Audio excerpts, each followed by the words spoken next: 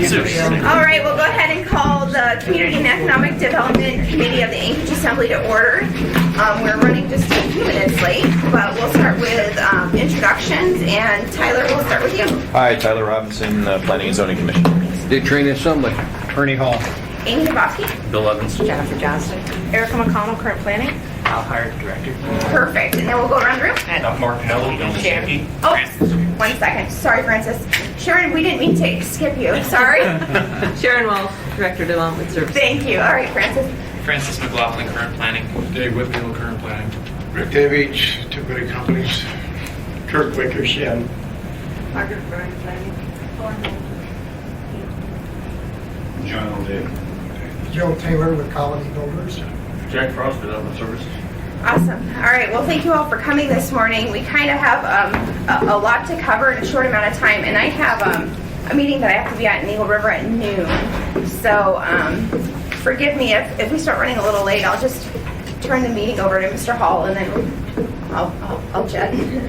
Which I know you have public safety today. Do you have public safety today? No. Oh, good. Perfect. Okay, we'll start with the agenda. One thing that's not on here that I would like Erica just to go over is there's an ordinance that was introduced at the last assembly meeting, and it's up for action on 12/8. And it's AO 2015-131. So we will add that at the end of, we'll put it right after 4. So we'll call it 4A. 2015-131. And Erica, all I'm looking for is a brief overview. That's a HUD compliance ordinance. It's not called that, but it says to amend section 2103-020, common procedures to modify the application process, all that kind of stuff. Yep. Okay. So, if you want to sneak out during Title 23, that's okay too, but I don't want to be blindsided. We've reviewed it a couple times. Yeah, I think so. I think so. And that's what I said. I just wanted to kind of remind people what that was. Okay.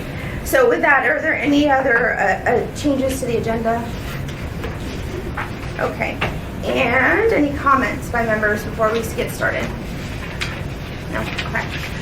Well, I guess we could hit it under marijuana and cell tower, but I'll just say that Tyler's a new chair of P&Z, and I sent him the cell tower ordinance and the marijuana ordinance, so they're already getting a jump start on both of those before assembly introduction, but we'll get into that under the old business. All right, with that, we have a couple guests today that I've invited. First, obviously, Sharon's going to be here to talk about Title 23 and the ordinance that's before us. It's the very large one you see with the black clips that we have printed off for members. And then we also have some from the building industry that are proposing some potential changes to the ordinance. And so Bill Taylor's here. I thought Andre Spinelli was going to come. He's on his way. Oh, perfect. And then also Rick David is here. And then Kirk Wickersham, he's going to be up first. And members probably saw in the email from the clerk's office, I had them send discussion about what we're terming the mercy rule. And so Kirk will, isn't that nice? That's a good title, huh, Cal? So Kirk's going to come up first. If you want to come on up, he's going to give us a little bit of a background and discussion about it and some of the challenges that he's faced. And then we can talk about it more, but we may end up, I know Rick David gave us a potential sort of like a mercy rule type of thing for Title 21. So we might look at both of those and see if there's a way we can combine them or take one at a time. But with that, Kirk, you're up. Thank you very much. Very briefly, about a year and a half ago, I applied for a refinance on a fourplex that I own and live in. And incidental to that, there was an appraisal. The appraiser discovered this building is 31 years old. The appraiser discovered that the lot is 700 feet short of the minimum size for a fourplex. They suggested that I apply to the city for I'm not sure what, it was a non-conforming. Yeah. Anyway, I did, and the letter came back denying it, and telling me that my sole choice was to pick a tenant, evict them, and board up the unit. The planning department has since modified that. They have suggested that I apply for a variance. A variance is discretionary. It's extremely expensive. It requires costs beyond the $3,800 that I would have to pay the Muni, requiring an as-built survey and so forth, when I'm not proposing to do anything differently. I don't need a variance for anything. And so I drafted up what I call the mercy rule, which basically says this: if the current owner did not create the problem, didn't know about the problem, is innocent, number one. And number two, if the property has gone at least 5 years without anyone complaining about the apparent violation, it should just be grandfathered.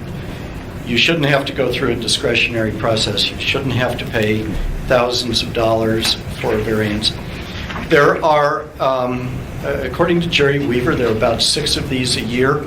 Being in the real estate industry, I can tell you that I have had deals that just slammed shut a few days before closing because of this type of issue.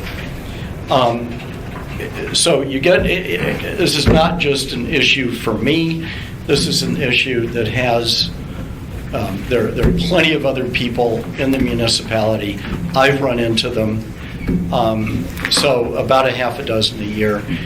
I think that the fair thing to do, the right thing to do, is that if there's nothing wrong with the property, if the property owner hasn't done anything wrong, if there's nothing wrong with the property in the eyes of the neighborhood or the community council, there's something wrong with the ordinance.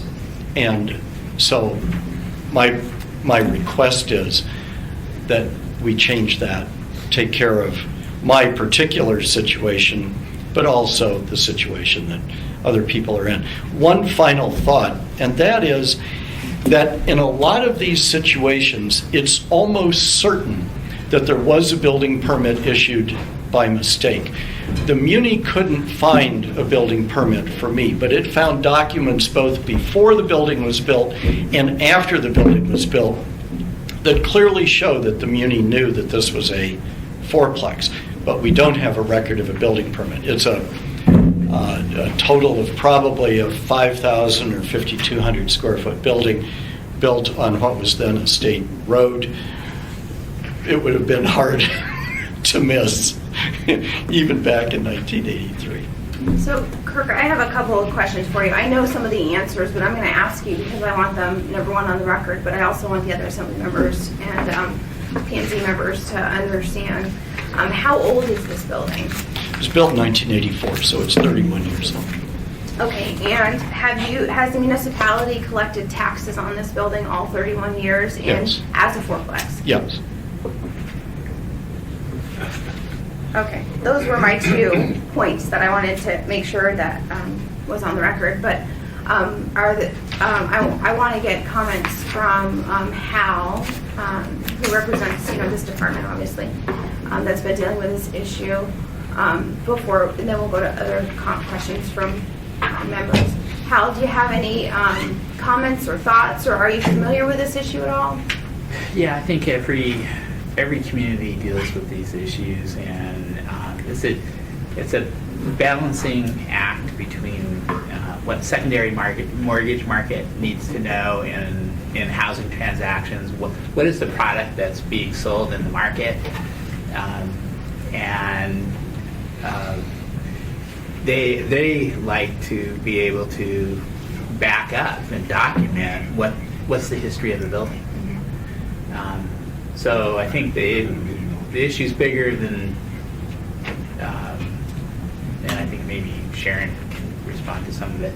My concern would be life safety issues that, but as someone whose family's been in the financial industry, that the right to rely on loans and what is it that's being bought and sold in a mortgage situation. that's kind of all backed up by permit data or that information. So there's that linkage. Jennifer? What, how much leverage or how much are you able to, shoot, God, I forgot the word. In other words, collecting the fees for variance. Do you have some discretion as director as far as variance fees? Defer to No. The fees are set where if you're applying for a variance for a single-family home, they're considerably lower, but when you get into multifamily, they are between $3,000 and $4,000. Yeah. Is there any other way of addressing this on a common? I mean, we've gone through this meeting. I guess you missed it before with Kurt, and at the time, you know, I've got one foot out the door and was not going to take it on. But is there any other way, as a director, that you have any wiggle room in addressing situations like this on a case-by-case basis? I don't believe in the code the way it's written right now. There is, but I'm always willing to explore how to get people. I mean, our approach should be how to get you into compliance and document what that building is. That should be the approach, right? We all want that because that helps the market, helps the next buyer and seller down the road, and then we know how many housing units we actually have in the community too. I mean, the health and safety aspect still has to be addressed. I mean, if you have a Absolutely. fourplex that was built in 1981, building at that point was not Right. our best and brightest time in this community. I think this thing was built to code. I don't have any problems. No, I'm just, you know just what I'm saying. We Yeah. all, you know. Well, I guess I want to assure so you that the it's... health and safety aspect, you still have to have some There- ability to address that while having some common sensical approach to this situation. There is a photo of this building in the packet that I gave you, and it clearly was constructed as a fourplex. It has 4 garage. I mean, there are 4 units that are essentially identical. There's not a bootleg unit. There wasn't somebody who Right. did some sort of self-help thing outside of the code. You talk about selling it. I think it'd be very difficult to sell because I not only can't refinance it, but I don't think a buyer can finance it the way it is. I'm just stopped. I've seen 3 other situations like this over the years, and in all 3 situations, the transaction just ended. There's just no way around it. Without having to go through the variance process, which is not guaranteed necessarily. No, it's not, but in the other situations that I've seen, I don't think that people were offered the option of doing a variance. Okay, I'm going to go to some more questions. Mr. Trini, then Mr. Hall, then Mr. Evans. Just near Otis Lake, there is a gentleman I know, a constituent, who wanted to sell his house. He had an offer, he went to the bank. The bank found, because of a city inspection, that the shed was 2 feet too close to his fence. So he was told, tear it down. Either tear the house down and relocate it or relocate the shed. And he says, how do I do that? So we get a cat and just tow it away. And then when it's done, the city inspects it, then tow it back again. It's been there for 20 years. He didn't put it there. He bought it with that there. So it is a problem. It's not just yours. I get these calls, quite a few from people. So we need to deal with it. Mr. Hall? Yes, Kurt and I met with this probably 8 months ago when we first sat down. And I started working with the former administration. We talked about doing it, but the decision was we're close enough to the end of our term. We really don't want to get caught up in this. Let the new administration figure it out. This is something we're not going to solve this morning. Anything, I think this may be another one you want to put together a working group on and let them come back. We need to do something about this. The code in 84 and the core code in 2015 is 2 totally different items we're talking about. Another one that we're going to deal with coming up here at some point in time is we're going to establish setbacks from streams. And when we do that, we're going to have so many homes in this community that if we throw into that category, it's kind of going to be mind-boggling. We're going to have to grandfather. Well, and let's just leave Eagle River out of that discussion. Oh, no, it's not just Eagle River. But We dealt with it, remember? But anyhow, Madam Chair, I think this is something that we can sit here and discuss all morning. We need to figure out some way to deal with this issue because I talked to a number of people. I've even had dealings myself where you get right down to the closing and then you hit something like this and everybody ends up walking away. So I really recommend a working group and let us roll up our sleeves and see if there's some way we can resolve this. And, you can't blame staff. I mean, we elected officials are the geniuses that write these laws that end up conflicting, and we give them very specific directions, and they've got no option but to follow the letter of the law. So I think, we probably created a problem. We need to figure out a way to fix it. And I appreciate that. And, I just want to give Mr. Hall kudos because I think many of us have sat down with Kirk over the last year and talked about this issue. And, Ernie is the one, though I had it on my list, I kind of honestly, it fell off. I don't know how, but Ernie brought it forward and wanted to deal with it. And I know I've offered to sponsor legislation to try to fix it. I didn't really have the solution in my mind yet. But I think, I appreciate you bringing it back. Mr. Evans. Yeah, I wanted to give Ernie kudos too, but he prefers cash, so. This is how he operates. I apologize. I know we had a pretty robust discussion of this last time, and I just don't remember all the details. But I have this recollection, though, that if you had a building permit in this situation, it'd be done. It'd be grandfathered.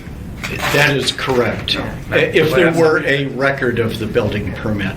But Eric is And saying there no. isn't. No, having a permit issued in error does not necessarily, and I might defer to Jack to talk about estoppel, but it doesn't necessarily mean, grandfathering means you built legally according to the code that was in place at the time, and then the code changed. Right. So you don't get grandfather rights because somebody at the municipality made a mistake and issued a permit in error. So, we have cases in which zoning has changed and buildings have become non-conforming where they were built properly. Yes, And those are generally grandfathered, those are grandfathered. presuming there's a building permit to show that they were built. You don't need a building permit to show that it's grandfathered. As long as we can show that there was a change to the zoning. In your case, the zoning hasn't changed. Your building just presumably has never been correct for that. And the issue is simply, why did the city let it go forward? It's not correct. Okay. I remember now. Thank you. Jack, did you want to add anything about what you're No, I think. Tyler? I was just going to say, this situation is a no-brainer, but I don't think all situations are created equal. And I think, along those lines, that my question was going to be on the permit situation. I think that to me ought to be easy to fix. If the municipality granted a permit and it was in error, then it shouldn't be on the future homeowner. I think things like, I'm sure you get encroachments all the time and the setbacks, and I think, I just bought a house that the sheds are in the utility easement, and the bank ignored it because they weren't really lending on the shed, they were lending on the home, right? And so now I know, right? The utility came back and said, move your shed. I'm not going to blame anybody but myself. So I think, whatever the working group is, I think there ought to be some considerations where it says yes, no brainer, but other ones, it's not an automatic in my book. Absolutely. Did you have something? No, is this one a no-brainer? This one seems difficult to me simply because what we're doing is we're dealing with the lack of a permit, in a sense. So we're presuming that this building was built. If we do, Kirk wants, and to kind of more or less grandfather situation, we're presuming that these buildings were built with the knowledge of the city or permitted by the city at the time. And while it's, I'm not, you didn't build this before, you bought it, right? And that seems like a difficult one to me, because then are we going to say that anytime the city can't, for whatever reason, find the permit, that the burden, burden's on the city. If it can't find the permit, then we're going to presume it was permitted. I guess maybe that's the... Well, and from my perspective, as I look at it, and there's a specific reason I asked about, if the city's collected taxes on it for over 30 years, I think even if there's not a permit, that it's a reasonable assumption that the city is looking at this like it's good to go, essentially. So I don't know, as we develop a solution, if there's a certain time frame, you say if the city's collected taxes on it for 5 years or 10 years or whatever it is, I think I think that might be a different way to go at it too. I don't know, but it's just something I think to talk out. Mr. Craney. Like this gentleman, he had bought the property and the city had not, when he bought, the city had not complained about it or brought it up to the lender, but when he tried to sell it 20 years later, the lender saw it and said, we're not going to do a loan on that because you've got to deal with that issue. The city never picked it up for all those years and charged him taxes on it. We need to fix that because there are a lot of people out there that end up with this problem. Well, even if it's 6 a year, to me that's significant. I mean, I think we dealt with. I dealt with some issues with garages in town last year, and there was, I think, 6 or 7 people I came across, only 3 in my district, but to me that was significant. And Tyler. I just, we're dealing with zoning issues. By and large, the bigger issues that you have are with building-related issues, and that those life and safety things change with the code, and they're oftentimes very hard to, stairway runs that are internal. You can't fix it. I guess my point is, things change. There are going to be some difficult situations, I think, that we're going to get into. I don't. You just have to take case by case, I suppose. From a perspective of a working group, I would be happy to work on this. Mr. Hall, do you want to be on the working group? Sure. And then if anybody else is jumping at it, let me know. Otherwise, I would invite one member of P&Z, and Tyler, I'll kind of leave it up to you, whether it's you or Tony, or even Brandon, if he's the alternate for P&Z. And maybe if we can, within a week here, if we can kind of get nailed down who is going to participate, and then we can start getting together to see if we can come up with something. And obviously, it'll be the intent, I think, of the working group to include Erica in those discussions. So, I'm always worried about unintended consequences. So it'll be helpful if the administration or Hal, whoever wants to, if you guys would participate as well. Just one suggestion, as you're looking at this, you might look at ways of doing it as far as the variance and allowing some discretion, so that if there's a problem that needs to be fixed, you're still fixing whatever the issue is without maybe the cost going to the unintended but you don't want to lose that process maybe. I think we have another staff comment. Yeah, I just want to point out from the staff level, this is something that we see on a regular basis, like weekly. So I agree with everyone that this is a problem that needs to be addressed, but I think, Mr. Wickersham, you bring up some good arguments for the variance, and I think if we looked at that option and tried to deal with the cost of it, I think that might be a viable option for you, because I don't think that these issues and this problem is going to be able to be addressed in the near future. I think this is something we're going to need to work on over time, but that doesn't necessarily help you in your refi. So I'd like to look at your property and try to help you make arguments for your variance, and then of course the assembly can deal with the cost, or Erica or Hal can deal with the cost of the variance. But I think you might, just in explaining your situation, I think you bring up some good points, some good arguments for variance. So I think we need to probably look at that option a little bit more. Well, and I'll just say, when I was making my notes, there's a couple things, and Jennifer hit on it, right now, and Hal pointed it out, there's no discretion on variance fees for multifamily, and then the multifamily cost is $3,000 to $4,000, which is significant. So I think that's something we could look at. But then another part of the equation we might consider somehow being mixed in is if it's owner occupied. I think that might be a factor to consider. But and here's me being the I don't want to say conspiracy theorist, but the one thing that I'm always cautious about and just always forcing people to a variance is once you start that process, it gives basically the city the opportunity to go in and look at everything. And it gives them the opportunity, you go to them for a specific problem, and Jack can tell you this with code enforcement, somebody's called for a specific problem.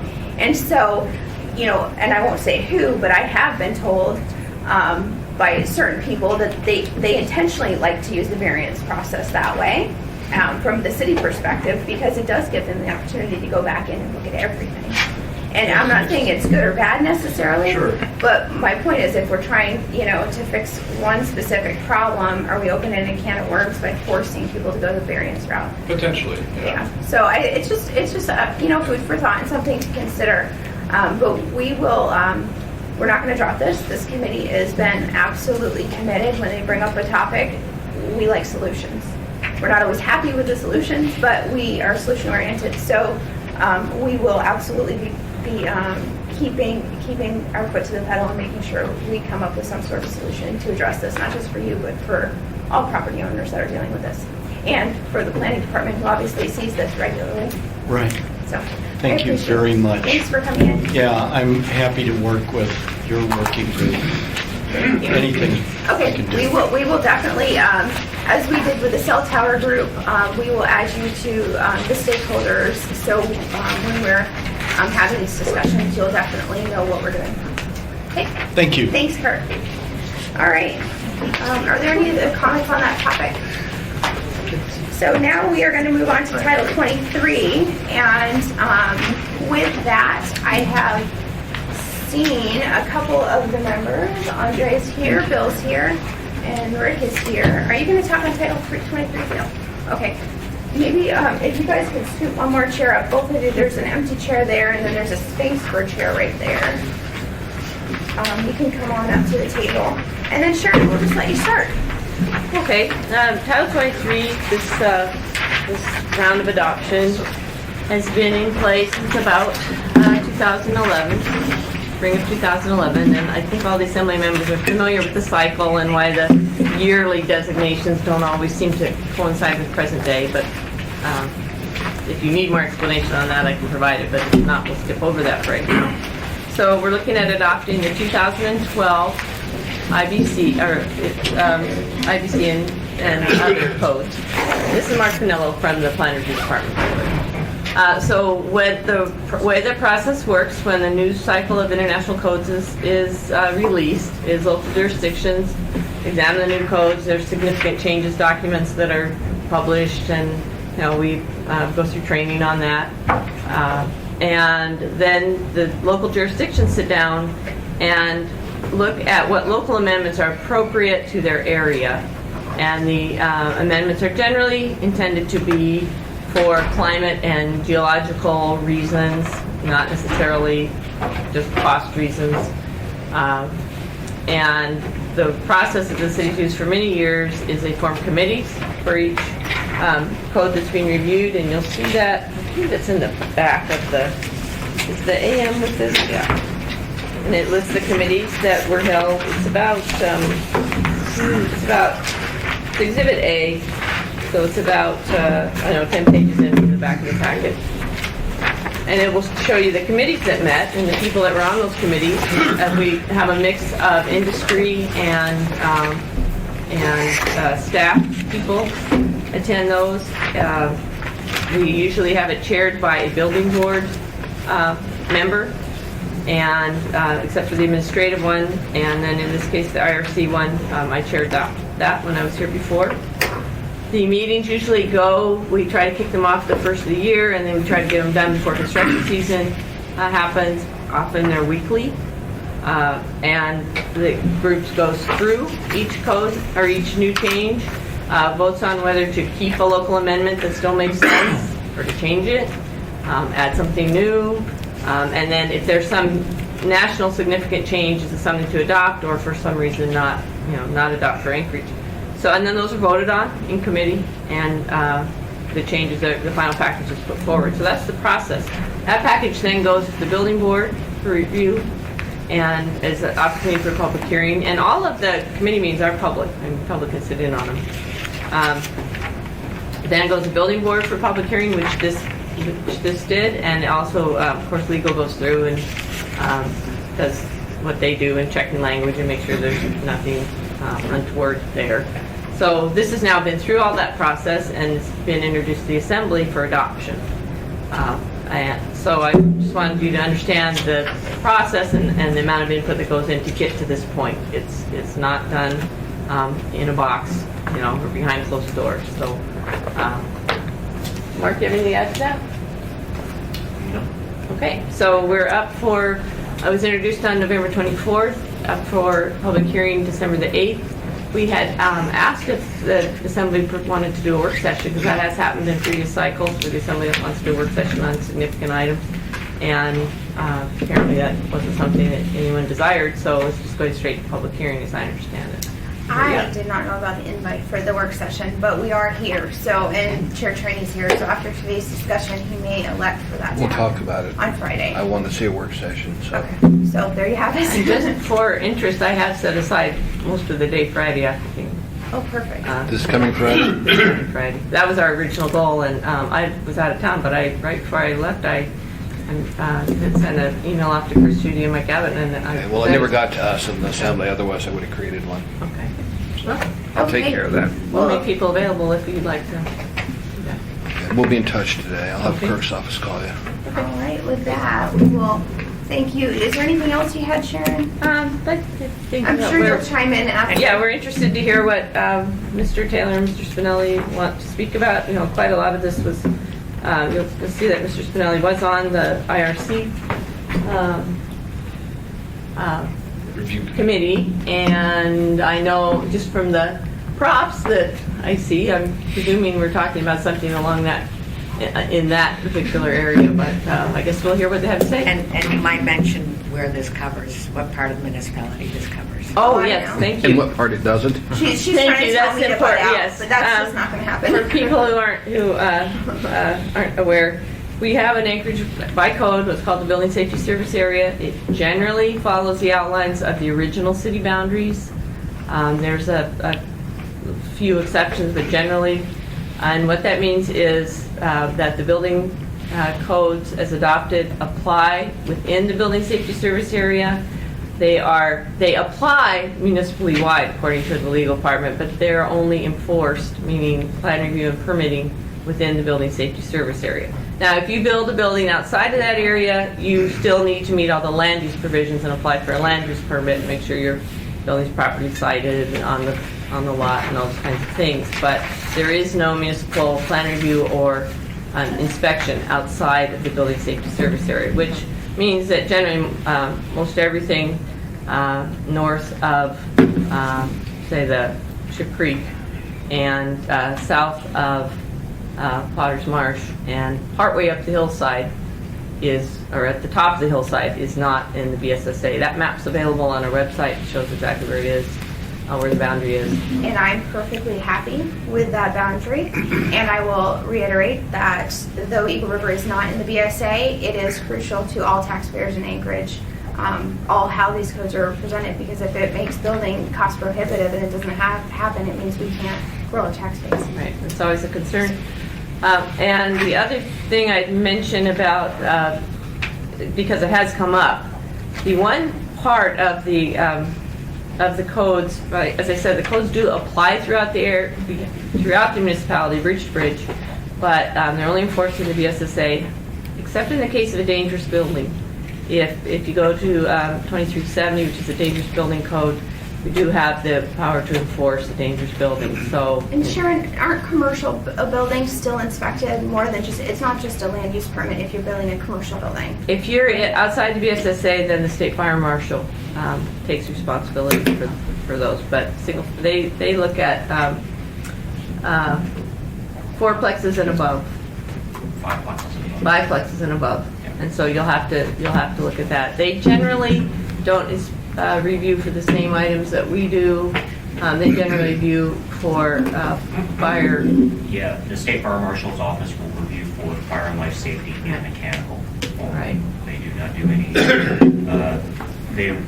depending on the scope of work, they will review for or inspect for plumbing and electrical. They do not do any structural inspections. Okay, thank you. Just a question, if you want to get these financed, the bank's going to typically ask for an inspection of UR 102 or something to that effect, right? Private inspection. What does that end up following? You mean What in terms of codes? Yeah. They should be following the and I can Municipal speak to code. this. So they're gonna follow it. It's just you're not getting a Eagle building River, permit. Bear Valley, Stucking, Right. and Girdwood. So in effect, it does apply to Eagle builders River. follow Rather, the you're It just does not paying a apply. permit. It's not enforced by the municipality, which means that, and this is the the question that always comes up. They're inspected by inspectors hired by the contractor, by the builder, and there has always been a question if that's truly an independent third-party inspection when you're being hired by the person you're doing it for. They've always felt third party to me when we've hired them. But Well, and I think that's something, Tyler, you bring up a good point. When somebody goes to close on a loan on your house or refund or whatever, you do have inspectors that come out. And I know from my neighbors that, I mean, they've had to install some pumps and do all kinds of stuff that these inspectors find. And I'm being told, my neighbor told me specifically, well, municipal code says I have to do this. So he had to make changes before he built his house. So even though it's outside of the BSA, I still think it's not like we're building free for all dilapidated. No, and I don't think that's and there's no discussion along those lines. It's Right. just a question of is the system set up for the wild card that's that's wanting to abuse it. And there's always going to be abuses of the system, no matter what that system is. But that's the question for the people to know. Well, I appreciate your summary of the codes and everything. Thank you. All right, Mr. Taylor, Emily, you're up. Well, Andre, I'll just give a little background, and I'm going to look at Sharon and Mark and kind of recognize that they're going to grin throughout my background presentation because they're very familiar with this issue since it has been before the building board before. And what I'm trying to do today is to bring a little common sense to the argument rather than a highly technical code argument. What the building board solution was awkward and it's difficult to implement in the field with the framers, even difficult for the builders to understand. So what Andre and I are trying to accomplish today is just present what we feel is the most overriding issue, which is ventilation and how it really trumps the code argument, if you want to call it that. Because there's the code and then there's code interpretation. And what we're asking you to look at today is the ventilation issue and how the code interpretation can work in our favor with what we're proposing. So I've given you an exploded view of the code section. Should I get a copy of that? I don't know. We can share. Yeah. And we have a real life version. Yeah, we've got a big version that everybody can see. Visually. Yeah. Visually, it's easier to see than a two-dimensional drawing. But this is a section in the IRC code that's about to be adopted. So our suggestion is it's been addressed in the code bodies. And the partial height blocking, which is this, Andre, you can help me here.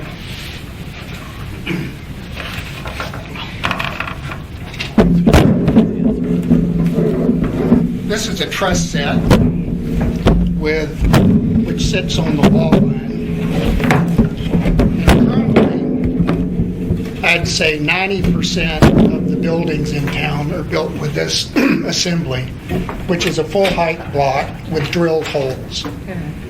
And what we're suggesting, which this, by the way, doesn't ventilate as well as our proposal. Well, and it's more than a proposal because this is the way homes in Anchorage were built probably pre-2001 when the code changed. Yeah. So this is about the ugliest 2x10 you'll ever see. But the point is that you have a lot more ventilation between the top bird of the truss and the top of the bird blocking. This is a 2x10 bird block. We have what's called a 11.25-inch energy heel that gets full insulation at the wall line.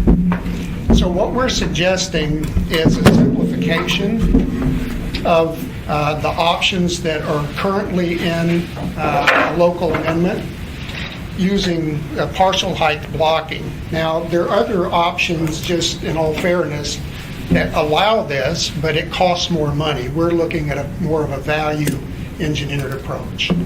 So you can put blocking on the outside or on the inside all the way around the perimeter and still use this, but to us, it's a waste of time and money.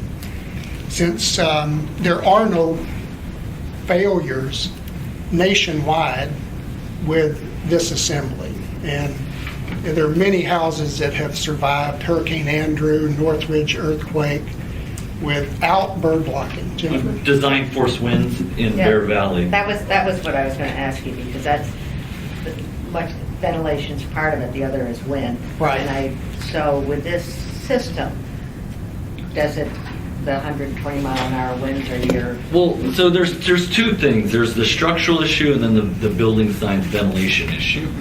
And the structural issue is an issue that comes from code, and that's why the MOA has argued that code won't allow it. We've kind of appealed it and come up with these middle ground scenarios that we weren't quite happy with.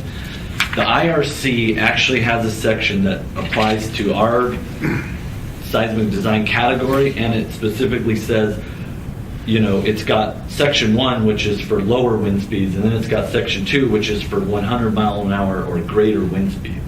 So it kind of says it in the code, but what the municipality has said is, well, this whole section doesn't apply to us because of another section in the code. And what we're trying to do is just clarify to say, look, it's in the code. The code's confusing, it might be kind of weird, but it's in there, it says it works. We did it in the past, we know it works. We've had design force winds and not seen any failures. So basically what we're trying to do is the municipalities, the way I look at it, is solving a structural problem that doesn't exist, but they're exacerbating a ventilation problem that we know exists and making it worse. It's a solution looking for a problem. The problem is ventilation. Okay, so in our code that we have, in our ordinance that we have, we're looking at page 207. Is this where we're talking about moisture control and insulated assemblies? We're looking at, There's the original detail in the code is under section 602, but then the municipality has an amendment that's 802. So that would be starting on page 222. correct, 222 of 265.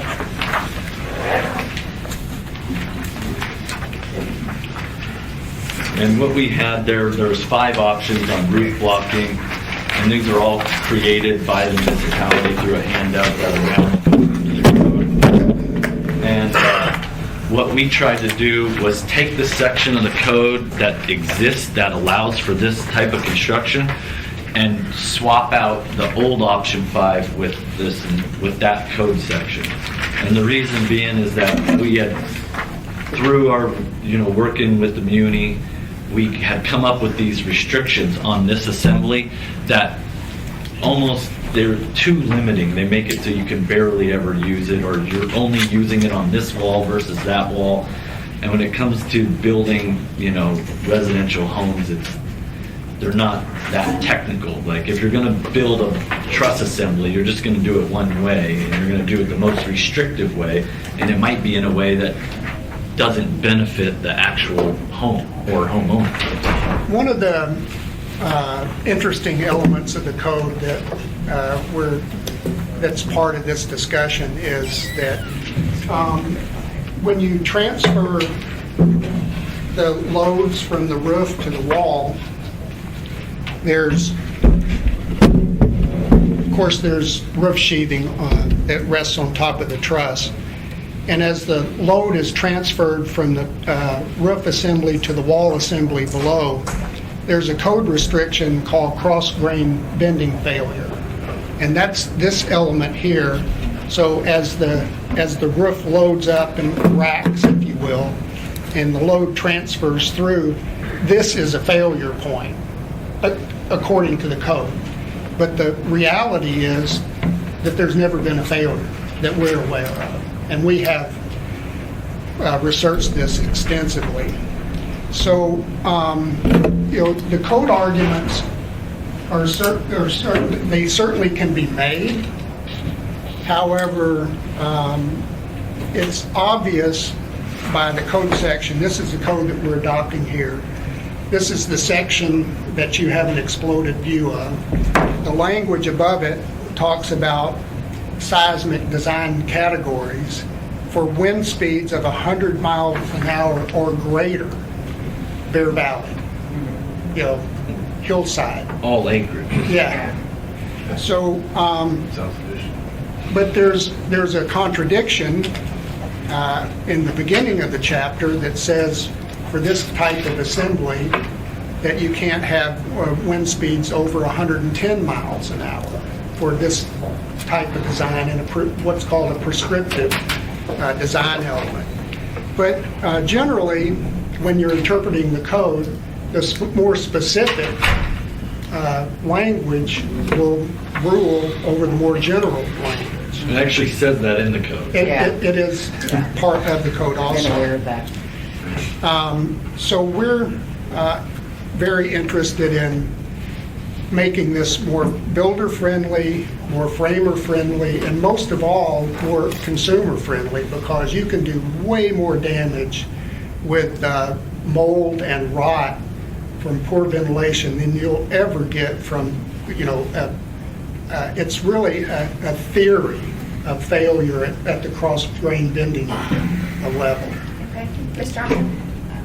Well, I'm really confused by option 5. What does it say now? I don't understand option So 5. what Ms. Johnson's looking at is page 224 of 226 in our packet. And if this is going to be amended, it's going to be amended right there around option 5. If you look on line 2 and 3, it says 125 PLF for wind loads and 89 PLF for seismic load. So what this option does is it allows for this assembly, but it limits it to walls with this load.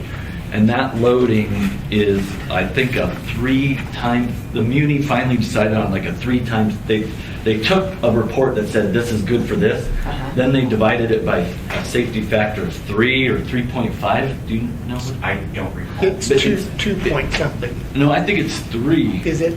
Yeah. It's big. It's a big safety factor. But so anyway, so then it brought the numbers down low enough that it's almost more of a pain in the butt to use it, even though, like, as a builder, I want to use it, I want my buildings ventilated right. When we switched over to the other form of blocking, we had buildings side by side that, this one's icing up this year and the one we built last year wasn't. So we, really know what's going on with it. And we've never seen the structural failure, and we've had design force winds. And so, so we're just trying to amend option 5 to be applied more broadly. And I will, I was having printer issues. They sent me a version with some redlining in it, with some comments. I think there's 3 or 4 pages. When I get a chance, I will print off these couple of pages and scan them, and I'll send them to the committee members so you can look specifically where we're talking. Mr. Evans, did you have a question? I'm just going to make sure I understand correctly, and maybe I have a question in there. The main benefit of this measure, the partial height blocking, it improves ventilation, and you believe it's sufficient enough strength-wise to meet our needs. Fair, I mean, simply put, is to be. Simply put, that's accurate. Okay, and I guess my question then for the administration would be, do we agree with the ventilation issue, that this is a better ventilation method? And is the sole concern, using the other method, the cross-frame failure? We all recognize the ventilation issues. I mean, I've lived here my whole life, and I've had ice damming in homes I've owned, and nobody wants it, nobody likes it. It's expensive and fun. I'll let Mark speak to the technicalities, but I do want to mention that this same discussion has come up multiple times, has been appealed to the building board. We'll call it a compromise between the structural concerns and the ventilation concerns, is what you see here, and has been through the process, through the building board, again, which are subject matter experts in these areas, and they've agreed with this configuration, or these options. So I'll let Mark speak a little bit more about why the concerns are there for the municipality. So, from kind of stepping back into what Mr. Taylor was saying about the inconsistency, there isn't an inconsistency, but there is a limit to what the prescriptive provisions in the residential code will allow for. So anything that is greater than, wind zones that are greater than 110 miles an hour, you do not get to use any of the prescriptive allowances in the residential code. So that gives you this little bit of a gap between 100 miles an hour and 110, which is, for the most part, based on the wind map, about 2/3 of the Anchorage Bowl. So it covers a vast majority of the allowances within the bowl to be able to use that particular detail. When you start getting into the higher wind speeds, you start getting into the larger buildings, you start getting into the more complex buildings like we're seeing along the hillside, like we're seeing with a lot of the larger homes, a lot more complex roof lines that the prescriptive requirements really never intended on addressing. There's offsets and jogs in the building, elevation heights, it's hard to actually capture by code. So from a national standpoint, they said, here is a good limit point to say, okay, we can accept it up to this point. Beyond that, there needs to be further investigation, either from a code body standpoint at the national level, local level, or an engineered solution, which the residential code actually explicitly allows for. In this particular case, specifically with regards to the handouts and all this work that has been done prior to, there hasn't been enough engineering side of this to be able to justify this for the larger capacities. And the compromise that we came up with regards to the loads, the 125 pounds per linear foot of force in a line, was based on some of the limited testing that was done at the national level. One of the requests that was made by the department was having an independent agency evaluate that and come up with a recommendation saying, here's what we think we can reasonably accomplish with this kind of solution. That wasn't provided to us, and so it was left on the department to use our limited resources to come up with a solution. And this is what was brought forth to the building board, the panel, and was approved by the panel. So if I can just clarify what I'm hearing throughout this morning, is prior to adoption of this code, the one that we're discussing today, they were allowed to build this way, the way they're presenting. Correct. And there really has been no real... Let me, in the sense of just providing partial height blocking all around, no, that was not. Well, I'm talking about specifically what they're addressing here. So Yeah. the partial height blocking everywhere, essentially modifying option 5, no. Option 5. Prior to 2000, in the UBC, Yeah. that's how we built So it. prior to the adoption of the international codes, and that would have been in 2003, there were allowances for essentially continuous partial height blocking.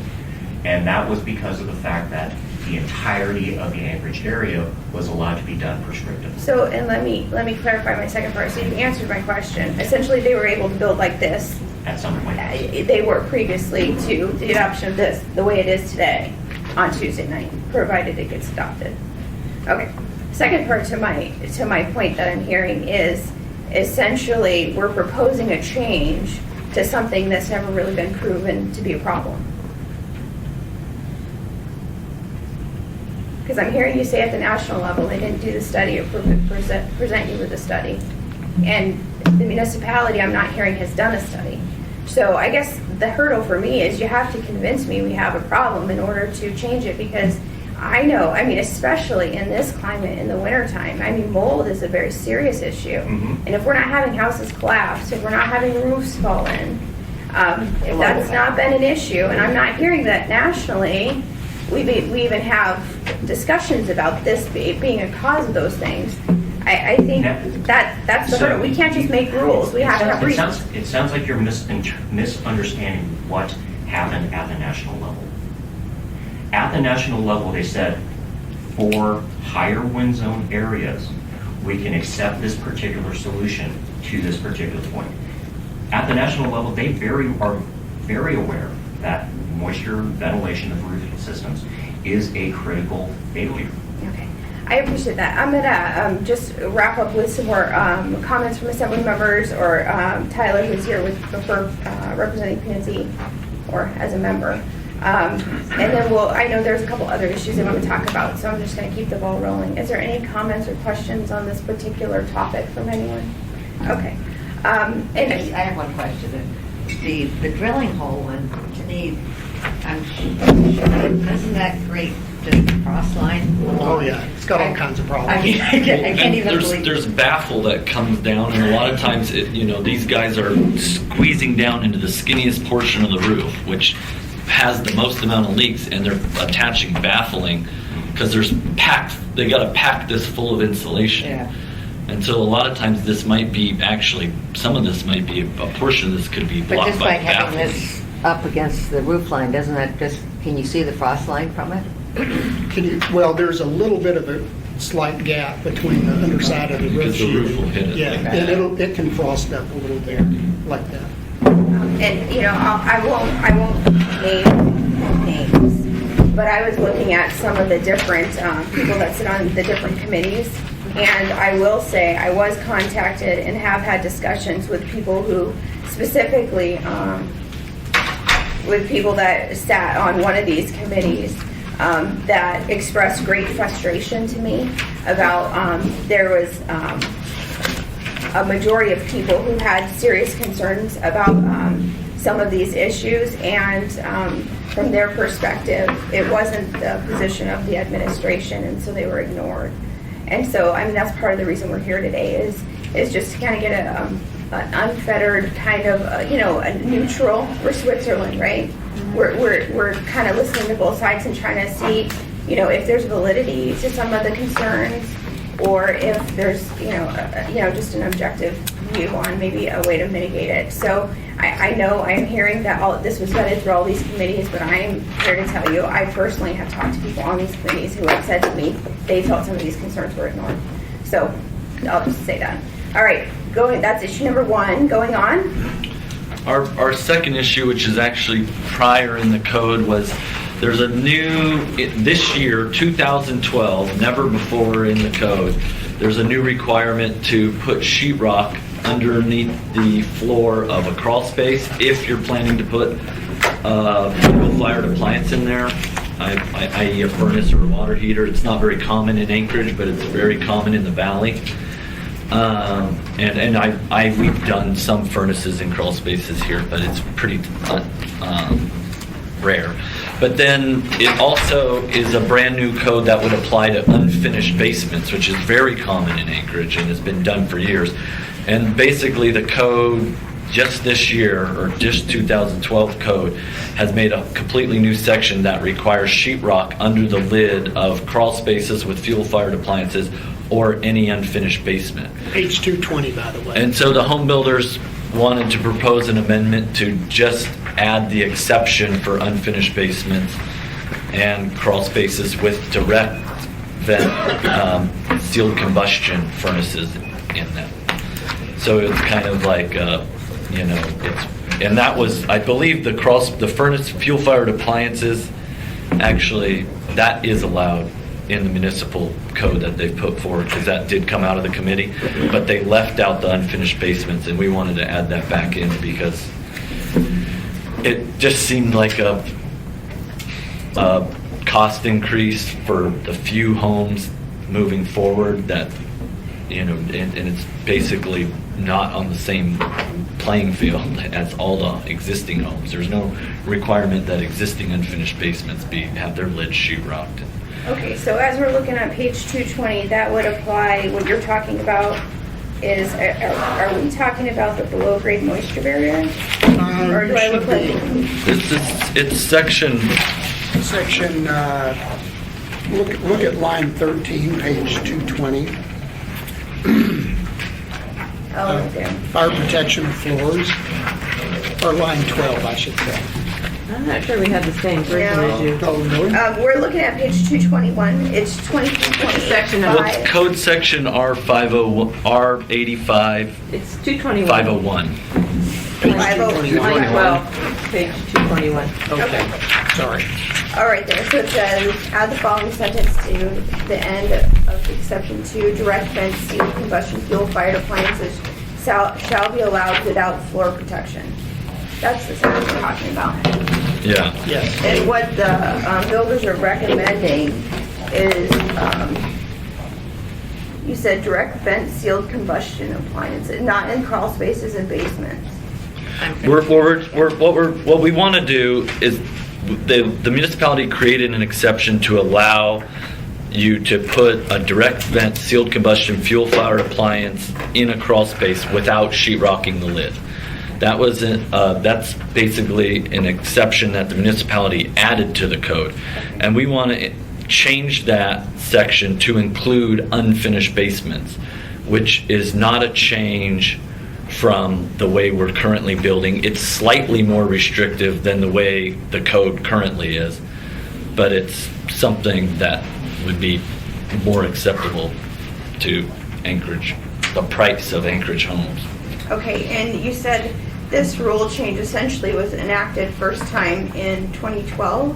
Yeah, this code In is this code that we're this adopting. code is the first time that this kind of new stricter rule ever showed up. Okay, And I Sharon. would like to speak to that. Yeah, oh yeah, Sharon, go ahead. The reason this came about has to do with another piece of construction that's changed over the years, and that is the use of floor joists that are made of composites that are basically glue-based composites, and what versus a regular lumber joist. And what after the use of those, and they're a great product, but after the use of those became more widespread, they were finding that the failure mode of these things is in a fire. What they'll do is they'll tend to come to a certain point where they'll fail catastrophically. The glue just lets go. They fail all at once. Versus a timber joist, which will give you some cracking, popping, it fails more gradually during a fire. And there have been several firefighter deaths across the country because they have punched through a floor. And we had in 2012 or 13, I'll have to check, 2 firefighters go through a floor and had severe burns on their faces due to this kind of a failure. The purpose of this is to prevent that fire, from getting to those areas. Now, there are products that are coming out available too now, especially coated joists that are kind of serving the same purpose. But that's the reason that this nationally was enacted. In fact, in Chicago, you have to post a thing on your door that says if you have the protection or not, or that you're using these kinds of things so firefighters know what they're getting into. Chief Vignola, who has retired, came to the committee and gave it about a half-hour presentation on it. Yeah, and it was, it's something, if the Assembly is considering allowing this, to take away this new change, then they need to hear from the fire department first, because this is, and I'll be straightforward with you, in the committee, and it is a vote, I think by one vote, the group voted to do away with the new requirement. And that is one place where I, as building official, overrode it. I said, I will not put my name on that. If the building board wants to do that, they can do it. If the Assembly wants to allow this amendment, they can do it. I will not put my name on that because lives are at stake, and it's your firefighters that are at risk. I appreciate that sentiment, and like I said, I will check with Vignola because I know him personally, and my husband is a firefighter. Mm-hmm. So, but to me, it's one of those things. I mean, like I said, we are the objective neutral third party, essentially evaluating these discussions, and when we talk about it, I wouldn't say we're taking away anything yet. It's not been enacted yet, so it's a discussion I think that's worthy of having. Ms. Johnson and Mr. Evans. What's the difference between the exception they're asking for and the exception that you're already giving? They're separate items. The section that's in here is related to it in terms of you can have a thing that could potentially cause a fire in a crawl space, but because of the nature of this type of equipment, it's not considered as risk. So people felt comfortable with allowing that. But This is in addition that they would like us from the national code to delete the requirement to add the protection, the sheetrock protection to the underfloor. No, we're saying the exception that already exists in this proposed code, we want it to apply not only to crawl spaces, but to unfinished basements as well. Yeah, I don't see, because they're still requiring the same. Well, I haven't seen the new language that they're asking for. I mean, we just got this information So, yeah, today. I mean, So but that's I'll what have to you're look asking. into that Isn't that exactly. what you're asking for, Andre? Is you're just Yeah, asking? it's the exception that we voted on in the committee. And you had said it wasn't going to go forward, but it's in the municipal codes that went forward. So there is an exception that says you don't have to sheetrock the lid of a crawl space with a fuel-fired appliance in it if that fuel-fired appliance is seal combustion. And so what we wanted to do was change that to apply to unfinished basements. Or include. Or to also, yeah, that exception would also include unfinished basements, which is stricter than the code is today, but more acceptable. And it really comes down to, the cost of new housing. And when we talk about fire safety, I mean, I don't disagree, but why should we penalize the 15 houses next year in Anchorage that'll get built with an unfinished basement when there's 250 that are out there that we're not doing anything about? Well, Andre, there's very few things we go back and do retroactively in the code. And So we're aware of that. you're not asking to delete this new change, you're just saying, let's just, if you're gonna include crawl spaces, include unfinished basements. Okay, thank you for the clarification, Mr. Evans. And just the type of composite cross beams, whatever that Sharon was talking about, how often, are those just used all the time now? Ubiquitous. Ubiquitous? I started framing houses in 1993, and the only time I didn't use I-joist was for garages. Oh. Because garages are specified to use 2x12s, but so it's frame not. garages. I mean, it might be new since maybe the late 70s or early 80s. It's been around. They're called truss joists or BCIs. It's an engineered product versus this is dimensional wood. Right. Those BCIs that we're talking about, because we built a cabin a few years ago, but you're talking about those huge, like 24-inch, like. Well, they come in all sizes. Mostly. They're heavy, I can just tell you that. Yeah. Mostly they're 12 inches or 9 in length for Okay. residential houses. Now, Bill, you've built in Anchorage for how many years? 35. How many years do you use these composite ones? How long have you been using them? At least 15, maybe. Yeah. probably. 15? That would be 2000.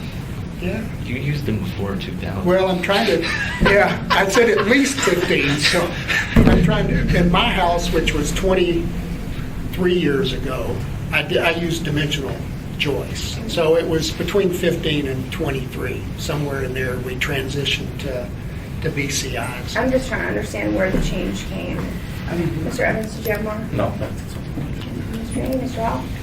Tyler, do you have any? I will add that I asked, and that the presentation of building board is in the time when I wasn't here at the department, and I asked Ross Knopfinger, did this come up? Because it was a big deal at the time, and I'm sure when you talk to Chief Vignola, he'll reiterate. And I don't know that if you were at the building board or not, I believe Ross covered that, but he said no, that did not hit the same. I said, did this come back up? Because I expected it would, and he said it went forward as planned. So I guess it's coming back up now. I don't know, did you guys take this to the board? Were you there that night? No. All right, okay, so that is the second one. I think you had a couple, at least one more. No, those are really our two issues. The truss blocking one applies in two sections because there's section 60210 that the code where the code has the truss blocking That's in your prescribed, and then there's section 802, which is where the municipality created its own section to apply its 5 details that it had from its handout. Okay. So that one issue applies to those two sections. Yeah, the section 802, I believe, is a local amendment. Well, it sounds like you're going to have a work session on this topic on Friday. And so. This Friday? Yeah. This Friday. I'm sure Mr. Trainee will invite you back to educate the rest of the assembly on the topic. And what I will do is I will go and talk to Assembly Council.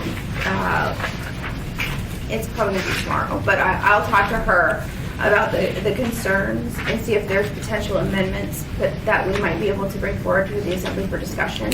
As I always say, it's not my decision, it's the whole body's decision. So, and I think they're going to want to hear both sides. Sharon's going to have a lot to add.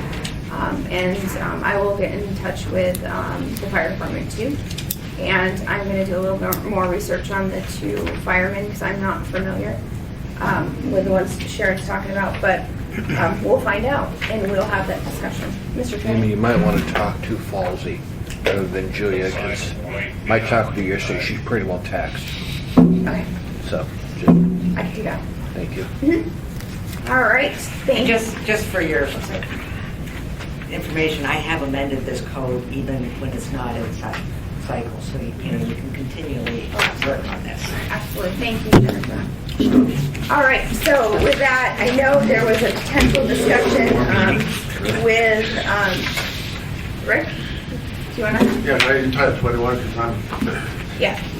running up against an inspection project. That's, I was gonna say, we don't want to wait for your inspection. So, everybody sees today, Rick brought us a potential ordinance regarding Title 21. And I kind of lumped this with the mercy rule at the same time, but I'll let you speak to it briefly if you want. Very briefly, as you know, I'm a project manager for a number of subdivisions in Anchorage and Eagle River. Builders, we were misinformed that there was a provision in the new Title 21 that grandfathered in existing projects.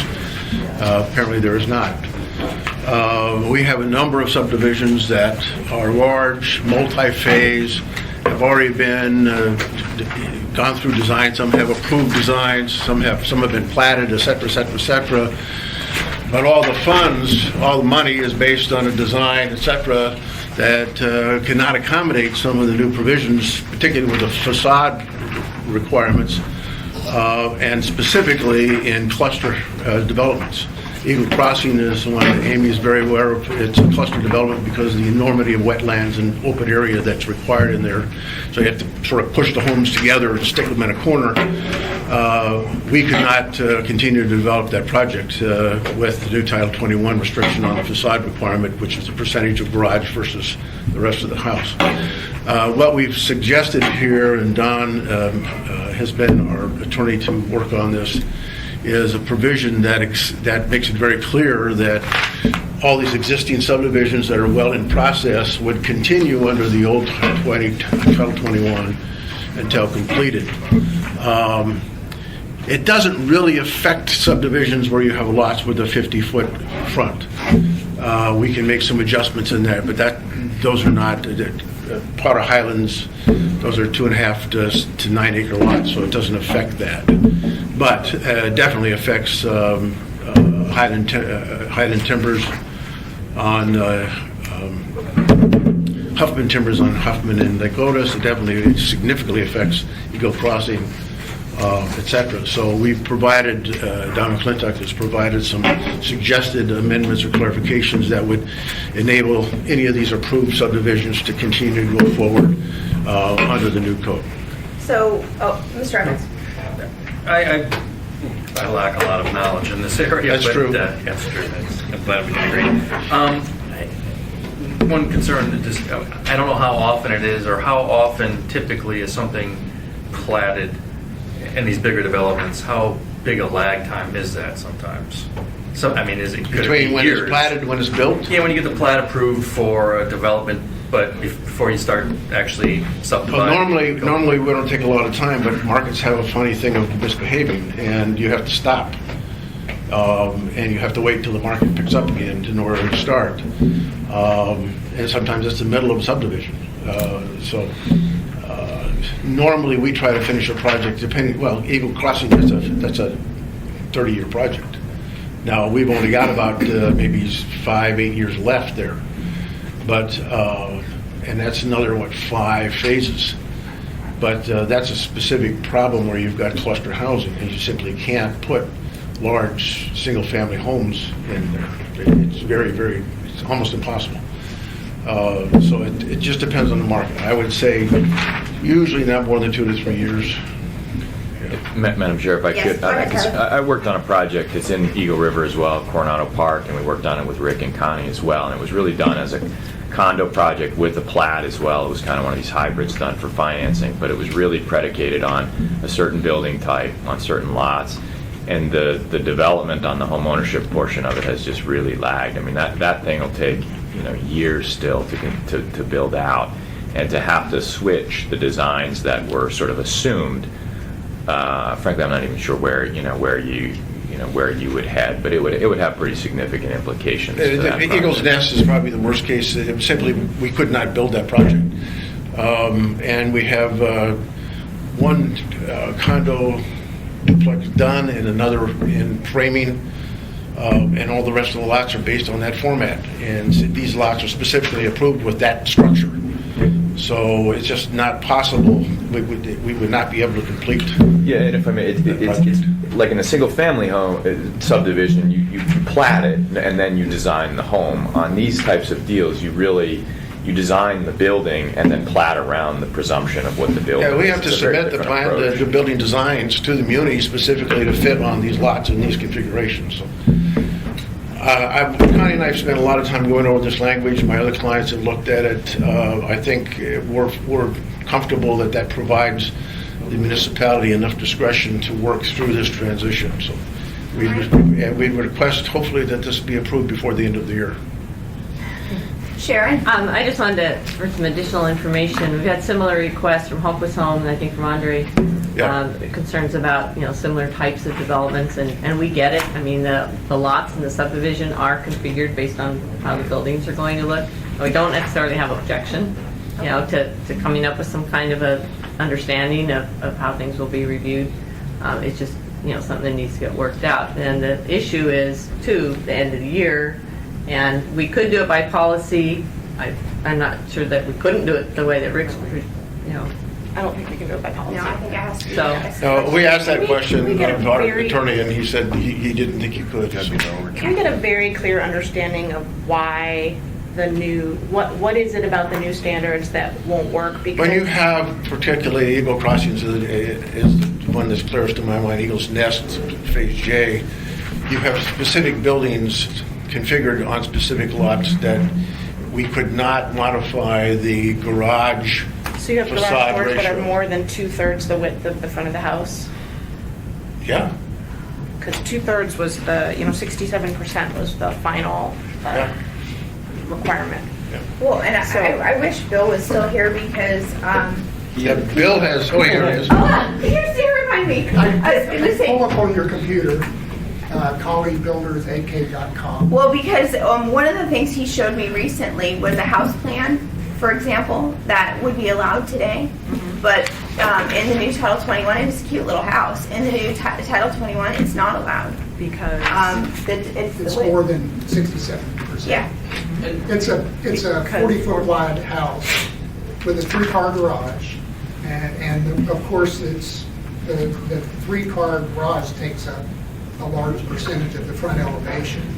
However, this house happens to be fairly architectural, so it seems, in my mind, unfair to disallow this house, which anybody would be proud to own, but doesn't meet the new Title 21 requirement. And John Hagmeyer's done the same thing. So He's the wrestling with the requirement same was problem. following a policy in our comprehensive plan, which says to reduce the prominence of garage doors. So it was extended from 50% as we're trying to propose to 67%. And another, and I personally don't look at our comprehensive plans as a Bible. I look at it like a general guideline that we want to strive towards, but sometimes common sense has to dictate. And another person that I was speaking to in the building industry said, one of the things, and this is, we will go back and redress garage doors. I mean, we may not get a solution. Well, we'll get a solution. Maybe it'll stay the same. But one of the things that was addressed was 3-car garages.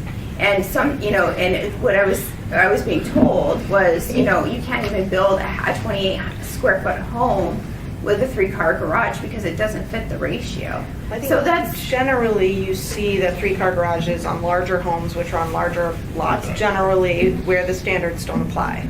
right, and well, and all I can say is, you know, I have, in my view, a 28 square foot home is a large home. It's almost twice the size of my house, and I have a 2-car garage. I would love to have a 3-car garage. So we can do some research on how long it would, you know, what kinds of plats we have out there that this could extend the old code That would- years and years into the that- future. well, It might be better to address this one particular problem in code rather than exempting all preliminary plat approvals from the design standards. Well, and I think it's definitely a helpful conversation, and I guess just for clarification record, you know, what you're asking for is those planned communities that already have approved plats or subdivision agreements, or what is the exact terminology? Well, we've given you 3 different terminologies sort of fit the various as one. Some of them are fully platted, some of them are designed.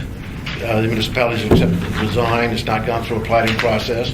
But all of those come back to the point of what kind of home goes on the lot.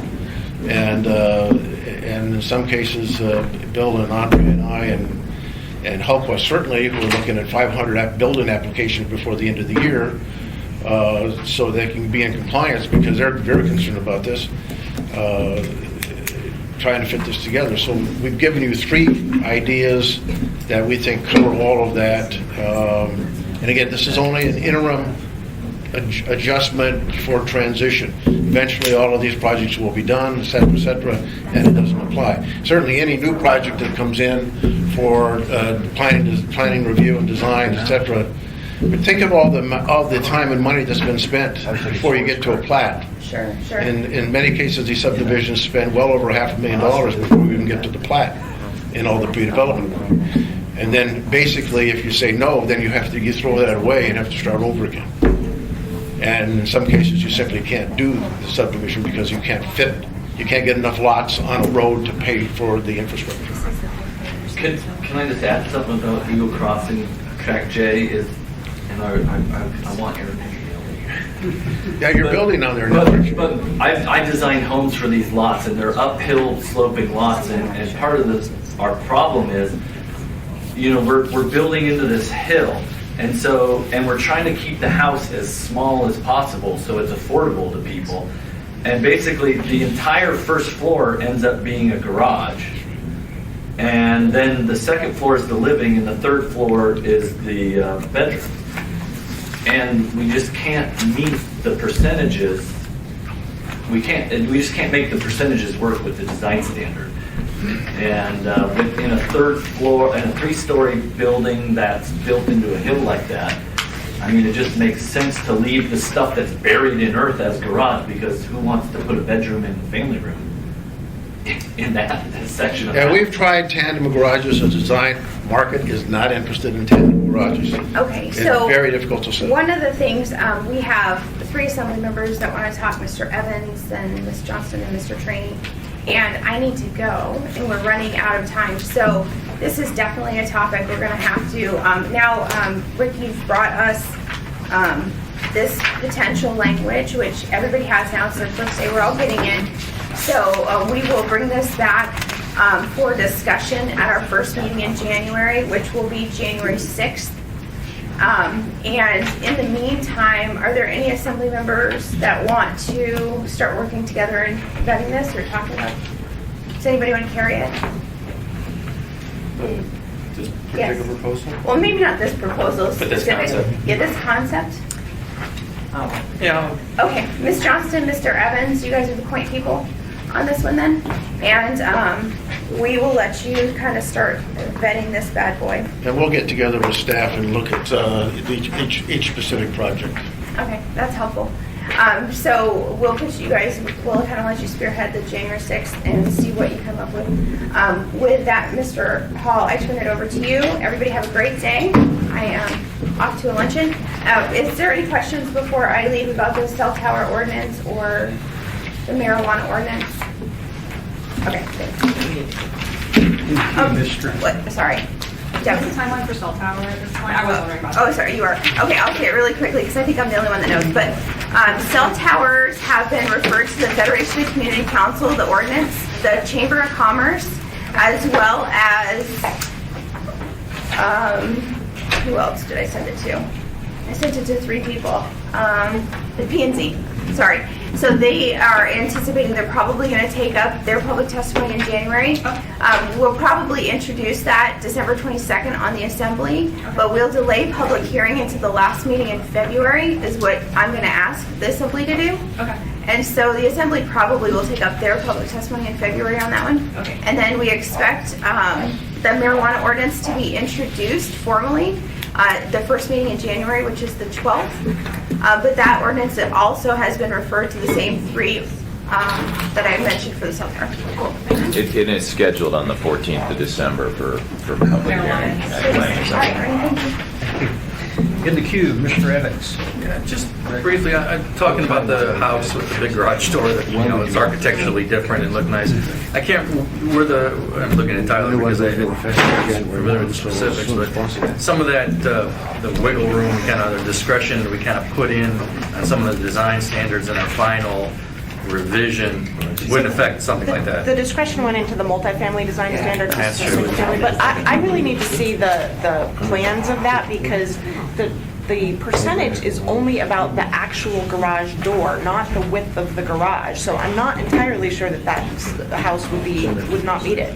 Okay. Because it's only, you measure from the edge of the door to the 2 doors. It had a big garage door, I can tell you that. Yeah. But that house was above it, you know, so it was kind of. 67% was pushed much farther than was recommended by the department, but it was kind of reflecting what's being built. Ms. Johnson? Well, I was going to say, one of the reasons the garage, it was visual. Yeah. And we argued this forever. Yep. And came up with a percentage almost darts. But the other thing was back when they put benzene in the gas, it was not to have a garage underneath the bedrooms. Yeah. And that is not an issue anymore because they don't have benzene in gas as much. So but I just wanted to give you some historical. Mr. Trainee. I got written answer my question. Well, I need Sure. to go as well. Were there any other questions for me? We're going to wrap up pretty quick. Okay, I'll see you Friday. Still fire systems, fire systems and walk-in freezers, right? In the code. Oh, Requiring fire suppression. Yes. Thank you. Thank you, Mark. I'll let Barbara send a message out. Okay, It's great. okay? Thank you. I would do an amendment for that one. Eric, briefing 4A 2015-131. So this is an ordinance that has come through this body at least once, if not twice. It had been through Planning and Zoning Commission back last February, and it got delayed. I put it into PACE in July, and it got delayed at legal for a variety of reasons, and so we kind of picked it up. I guess the most significant thing that it does is bring back the street name alteration process that's in current code into the new code. For some reason, in the 12 years that we went through this process, a decision was made to have a policy about how to change street names rather than have a code provision, and then the addressing official changed and other things changed, and the current addressing official said, no, we need that back into code. So we're bringing the process on how to alter street names back into code. There are a couple of minor changes from current, the way it's done currently, but they're not super significant, I don't think. There is an AM along with this, and the AM does go into very specific explanation of each of the changes, so I do encourage you to read that. There was one recommended amendment by the staff where we did not agree with what the Planning and Zoning Commission did, and that's on page 2 of the AM. It relates to the time and number of community meetings. The commission recommended that a community meeting be required to be held just before you submit the application. So it could be, potentially the night before. But the purpose of the community meeting was to give an opportunity for the community to engage with the developer raise any issues they might have and have the developer have an opportunity to maybe make some adjustments if the concerns are reasonable before submitting an application. And if they have their meeting the night before, then, you don't really see that happening. So we recommended a change that would require the community meeting to be held at least 1 week prior to the submittal of an application. We felt that it used to be you had to do it before, well, right now in code, it says you have to do it between having your pre-app and your application submittal, and that was too restrictive. And so we had recommended having it before your pre-app, but we feel like this is a reasonable compromise that addresses both our issues and provides more flexibility to the developer. So I can get into more detail if you want, but we did kind of go over this months ago. I do. I vaguely do remember. I thought this isn't the one we also just made some editorial, editing changes. It's just the naming one.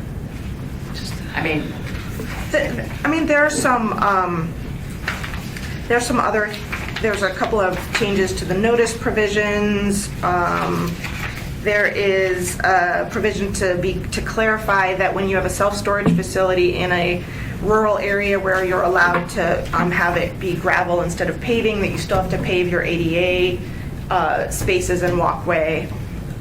There's the outdoor keeping of animals section. We had been requested to make an amendment there was some disagreement between the current planning section about the intent and the code enforcement section about how it was being enforced. And so we made a proposed amendment to clarify what the intent was, but the commission didn't agree with that, and so they wanted to leave the language as is.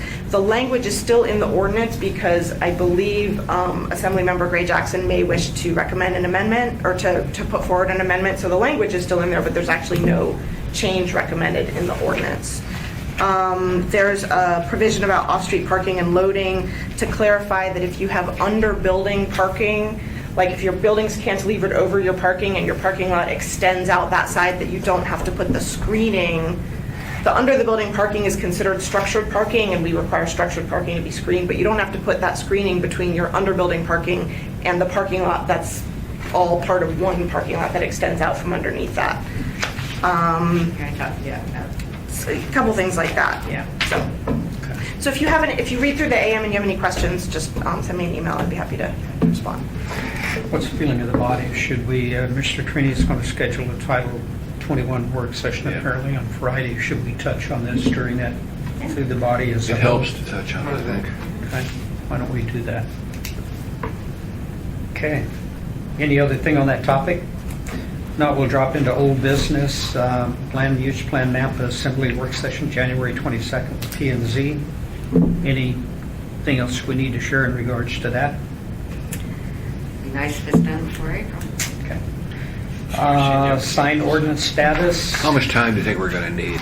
An hour, hour and a half? What do we need? We would expect, hour and a half. Yeah. Schedule. If we don't use it, we can go home early. I know, I just wanted to know. Make it easier. So the sign ordinance? Yes. So the version that we're ready to move forward is on the table. We did add one thing that you hadn't seen before, which was about projecting signs. You may have seen the Willowa sign, the new sign downtown. This kind of arose out of that. The way the code was written, it was being interpreted as limiting the top height of a projecting sign.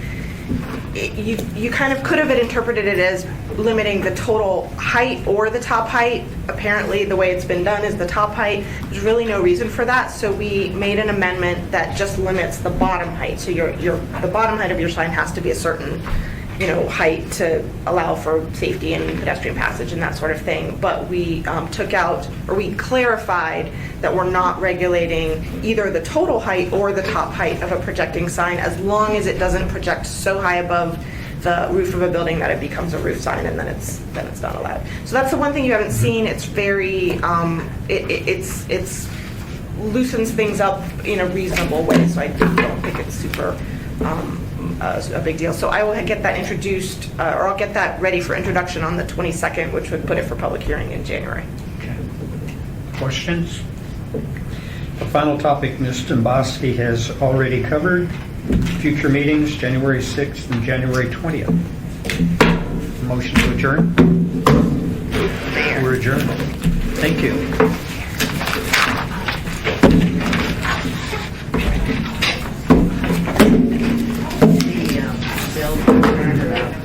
I sent the request off to Fallsy, so I should know today, or I'll give you a call. There's going to be a joint meeting coming up. There'll be a joint meeting coming up. Is that what? On the 22nd. That's a really great opportunity. Well, it's easier if we understand each other.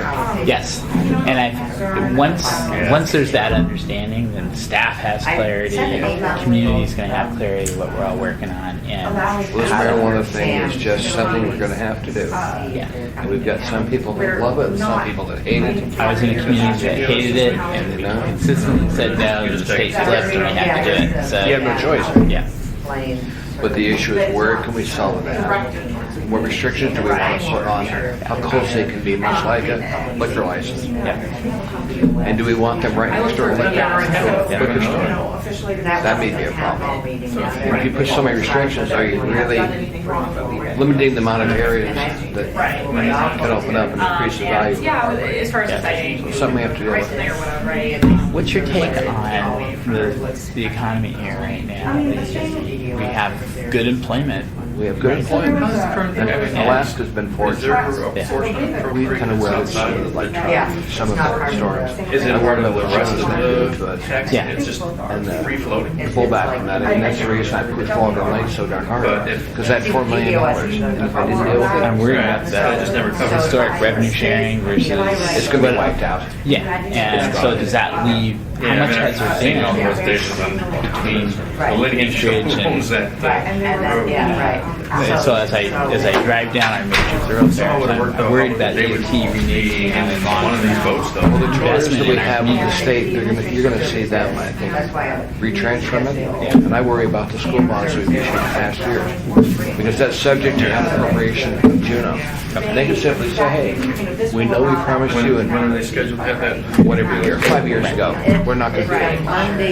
Then it's stuck on the homeowners. The homeowners are going to rebel once that happens. And then we got a sales tax issue that he wants to bring forward. I personally want a tax attorney, since he's an attorney. I don't think he's going to have that in there. Okay. So getting our financial house in order as we prepare for the next We may not write something. the next thing. I think we're better able to do that than we are cities in this state. I'm We have also a doing tax something on base. cell towers for sure pretty soon. We know each other, But I think I got the gist of that. because we have a lot of people on fixed income. A whole generation baby boomers.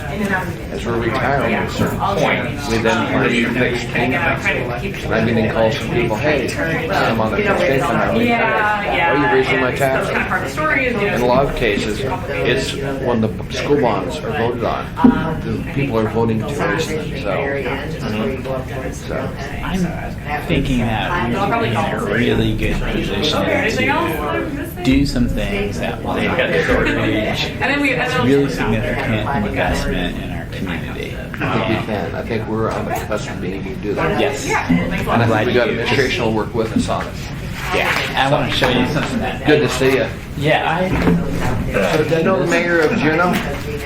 yes, and back we had a full evening together with about who's who in the community, and that was just 6 weeks ago. And so he and I had been talking too. So this is something I found. I don't know if we do this on a regular basis, but I'm going to talk to the economic development. I don't know. I stopped in Seattle and talked to TRM Pacific, the Frontier Building. I've talked to Widener. I've talked to all these guys. Toured all their projects and talked about how great Anchorage is, right? Well, Wilder is a great company, and my fear is if we don't watch what we're doing with the regulations, we're going to push them out of here. Because they'll take their business where they get the most income from it. Yes. And it's probably true, I think coming from the Seattle area, they were crazy rural happy, but the bottom line was job creation in that neighborhood was going on so strong that they could do that. But well, it's what we have to do for this town. Yeah. Hi, how's it going? So anyway, I want to be able to give those developers, those guys looking to put 200 million in this community, let's give them a contract, so to speak, that says two things. One, here's the go-to team. Our staff is here to help. We're open people for business, and we're not trying to drive damn business straight. away. And then And that was the problem with plans review. Just I was talking to kinda- Wilder Group, I said, you know, you guys do electronic plans review. They said, yes, we do everywhere except Anchorage. Okay, Anchorage doesn't have a system for it. And we've been pushing on the assembly for years. The last mayor said, I want to do it, and didn't in the long run. Okay. So you'll find with this assembly. I better go we're find gonna- out where we are. We need to find out, because we're going to push it hard and heavy. I think that's smart. Yeah. I mean, it's just we're a West Coast city, and the rest of the West Coast is probably a city this size is probably there, right? So They are. So why aren't we? right. Okay. Now, where's your master's degree in planning from? It was from Eastern Washington University, Spokane. Okay. They gave me a full ride. Yeah, I had a got a lot of son that money went together. to law school there in Gonzaga. Okay. He just graduated 2 years ago. So our He's family, practicing here in town. my family started Hart and Delatish Pharmacy there in about 1918, and it's still there today. Okay. And so and we were also had them in Seattle too. I lived in a little town called Mount Vernon. Oh, love It's built on Mountain. my Drive family. through it all the It's time. built on my family's homestead. Nice. The Bartles, years I will ago. check it out. So there's But, a firm that I was associated with that's based in Mount Vernon that did planning and other kinds of My mother issues. still lives there. My sister lives in McConnor. Your last name is, Oh, their last name is... it's not Bargle. No. That was a couple generations ago. So you know the Cedro Willie people pretty well. Oh, I know Cedar Willie people. I kept telling my younger So- brother he was born in Crazy Willie. Or So- Silly Willie, we used to call it. I just found out, I looked at my great-grandfather's obit, and his son was, and this is like 1907, but his son was working in there was a car plant there, and where they fixed the train cars near that area. Huh. And I'm trying to think of the name, Edison? Yeah, there So- was a town called Edison. Yeah, so in Edison there was so I know that between 1880 and we lived in, part of our family was in Edison there. Well, everybody lived all over the place. I mean, it's crazy. I lived... They followed business though, right? Well, I stayed in Blaine as a kid, okay. on the border there. Yep. And we'd drive our bikes into Canada. I lived in Custer for a short period of time. Custer had one gas station, so it was a town. It doesn't exist anymore. But I grew up in the Pacific Northwest. Oh wow! Custer Love the still area. exists. It's still there. There's a Custer store. still there? Yeah. I was the planning director for that Oh, area, good. so know it pretty well. That was the back. There's a lot of. I will say there's a lot of probably criminal elements in Custer today, but Yeah, well, but there's a lot there's of some far-right nefarious elements things going in on. concrete, too. Yeah. Oh, I know concrete. You know? Yeah. I got uncles in concrete. My dad helped build the during World War II. He was still a kid, but he spent his high school years. They hired anybody that he was buff, so they put him out there with, and he lived in concrete. And as he was building part of the Ross Dam complex back in that point, and he learned Italian there before he joined the military because they had impressed all the Italian seamen with that were in the Puget Sound and West Coast Right. ports, and they put him there, and they put him to work on the rail on the So he Seattle learned City Line. Italian. He learned Buongiorno, and he would always great. say that, and he learned the mountain climb back there. And they let the Italians go and do the mountain climbing, and they were good mountain climbers. Yeah. So Yeah, my grandfather was a lumberer there. in concrete. No, in Mount Vernon. Oh, Mount Vernon. Burlington area. Yeah, well, that was huge. Used to be a tree topper. He'd climb up to the top and cut the top off and then bring the rigging up. Okay. Until he broke his back one time. So the Hart side was down in Rainier, Washington, and Okay. I didn't meet them until I went to Central Washington University, and we all said, "Hey, you're a Hart. Are you the same family?" And we looked back, and we said, "Yeah, Yeah. same great grandfather." I've got a great book on the Mount Vernon area Nice. with the trees that existed at that time when the settlers came. And they would cut off the top on some of these trees that were 5 and 6 feet across and build a home inside there. Yeah, I Like- got pictures of people living inside these trees. I had a 1960s Life magazine book set that they gave out, and one of them was the forest. Yeah. And at the end of that, there's that picture of people living in the Skagit County. Well, right outside Marysville on the way up to Arlington. Yeah. To Arlington. Anyway, going up Oh, the on big Old stump? 99. Is it the big stump? Yeah. It's the big stump there. I showed that to I don't know my, if it's still there fourth now, grader but and it used sixth to be grader. there. Yep, it's still there. They've moved it like 3 times in my lifetime, but it's now at the rest stop. So you'd see the Marysville rest stop. Yeah, I remember I went to first grade there in Marysville, and then I remember an old 99 throwing snowballs at cars coming by. So your dad was in the timber industry? No, my dad was, he was a printer. Oh. Owned a printing shop there Okay. in Mount Vernon until my parents got divorced and then all Yeah. went to hell. Yep. Yeah, that That's happened. good. That, you know, But, you knew, I mean, it's good that you know that area, so. I know it well. I like that grown area. up. If I didn't live here, I'd live there except in my hobby. I collect machine guns, and I can't live in Washington State and collect machine guns. Ah. Have you heard about our new shooting range down, an indoor shooting range where they allow you to shoot machine guns downstairs? Where at? That's in Juneau. No, so, I haven't. So as a building industry guy, he built his own shooting range. But they also have we shoot arrows down there too. So Huh. downstairs has the high tech.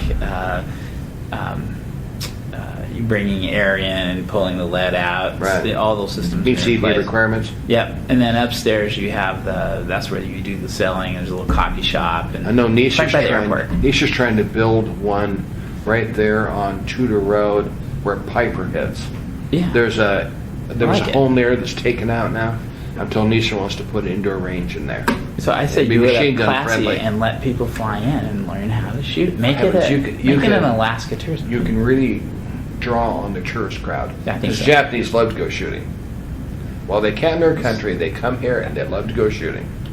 My dad bought property just so we could go shoot. So he was a realtor too, as well as a pharmacist. But we bought acreages in near George, Washington, and so we could shoot to our heart's content out there. Yeah. A lot of rattlesnakes too. But I have everything to include 20mm cannons from World War II.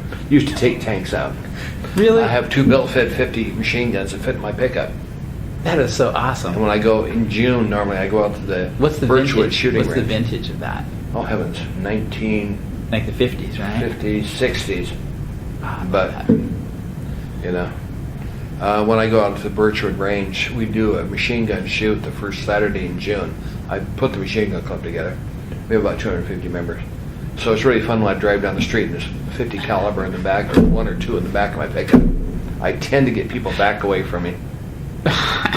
So I'm loving it. It's fun stuff. That's- Yeah, I did my master's degree in planning over here at UAA. I did my master's degree in public administration over here at UAA. Let me show you one. Started my doctorate over like at this? APU at Boston.